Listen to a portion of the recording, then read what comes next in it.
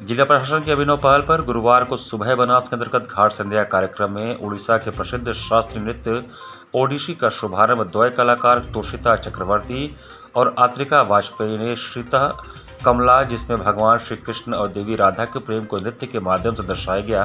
तत्पश्चात ओडिसी नृत्य में बटु नृत्य एक शुद्ध नृत्य है जो भगवान शिव के एक स्वरूप बटुक भैरव को समर्पित है एवं समापन मोक्ष मोक्षार्थ भौतिकता से आध्यात्मिकता की ओर मुक्ति यह अंतिम चरण है जो प्रदर्शन की समाप्ति पर आता है और कलाकार की आत्मा की मुक्ति व शुद्ध सौंदर्य बोध को दर्शाता है।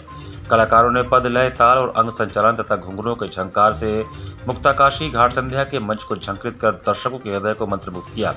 कलाकारों को प्रमाण पत्र श्याम कुमार केशरी एवं ज्योति वाजपेयी ने प्रदान किया। कार्यक्रम का संयोजन सुबह बनास के सचिव एवं संस्थापक डॉक्टर रत्नेश वर्मा ने किया। कार्यक्रम का सफल संचालन सीमा केशरी ने किया। इस अवसर पर भारी संख्या में दर्शक गण उपस्थित रहे।